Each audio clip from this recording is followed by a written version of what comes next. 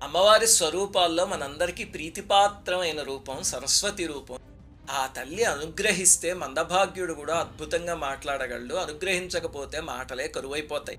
రామాయణంలో కథ ఉంది. రావణుడు, కుంభకర్ణుడు, విభీషణుడు ముగ్గురు బ్రహ్మగారికి ఘోరమైన తపస్సు చేస్తే రావణుడు వరాలు కోరుకున్నాడు. అవి లోకాల్ని సర్వనాశనం చేసేందుకు అనువైన వరాలు. ఇంకా కుంభకర్ణుడు కోరుకునే లోపు దేవతలు అల్లాడిపోయారు. స్వామి ఇప్పటికే చాలా మంది దేవతల్ని, అప్సరసల్ని, ఋషుల్ని, మనుషుల్ని తినేసాడు. ఇక వరాలు కూడా ఇస్తే సర్వనాశనం చేసేస్తాడు అంటే, ఈ లోపల వాడు వరం అడిగే లోపు సరస్వతీదేవి వాడి వాక్కుని మార్చేస్తే నిర్దేవత్వం కావాలి అని అడగడానికి బదులు నిద్రావత్వం అని అడిగాడు. ఆయన తథాస్తు అన్నారు. అప్పుడు ఇంక నిద్రపోవడం మొదలుపెట్టాడు. అమ్మ అనుకూలించకపోతే అలా ఉంటుంది. మరి అనుకూలిస్తే ఎలా ఉంటుంది అంటే, దేవీ భాగవతంలో ఇంకో కథ ఉంది. యాజ్ఞవల్క్య మహర్షి కథ. యాజ్ఞవల్క్యుడు 3 వేదాల్ని 3 మహర్షుల దగ్గర నేర్చుకుని వైశంపాయనుడి వద్ద యజుర్వేద అధ్యయనం చేశాడు. 4 వేదాలు కర్తలామలకం అయ్యేసరికి అహంకారం, జామదం వచ్చాయి. ఆ సంగతి గురువు గారు గ్రహించారు. ఒకసారి వైశంపాయన మహర్షి ఒక పని చేసేసరికి ఈయన అహంకారంతో గురువు గారిని దూషించాడు. దాంతో ఆయన కోపం వచ్చి, యాజ్ఞవల్క్య అభ్యసించిన వేద విద్య అంతా నా వద్దనే కక్కేసి వెంటనే ఆశ్రమాన్ని విడిచి వెళ్ళిపో అని కఠినంగా పలికితే పాదాల మీద పడ్డాడు. కానీ ఆయన కరగలేదు.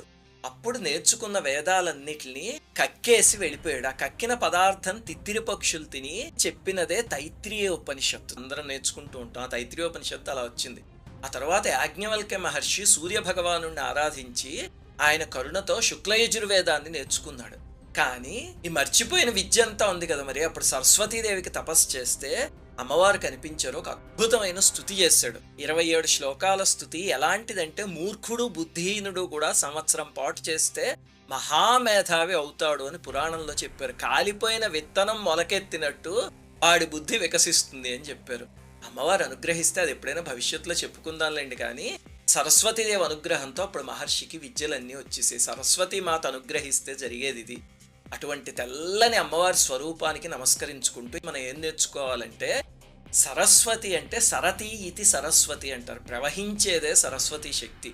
ఆ తల్లిని ఒక బుర్రలో బంధించాలనో లేకపోతే మన దగ్గరే ఉంచేసుకోవాలనో ఎప్పుడు చూడకూడదు. మనకున్న మంత్రాన్నో, విద్యనో, చదువునో, జ్ఞానాన్నో, ఒక శ్లోకాన్నో, దేన్నైనా సరే 10 మందికి ప్రవహింపజేయాలి. కానీ మన దగ్గరే ఉంచుకుందామని చూస్తే ఆ తల్లి నిలవదు. అలా విద్య దాచుకున్నవాడు తర్వాతి జన్మలో బుద్ధిహీనుడై పుడతాడు అని పురాణం చెప్పింది. అందుకని ఆ పని మాత్రం ఎప్పుడూ చేయకండి. శ్రీమాత్రే నమః.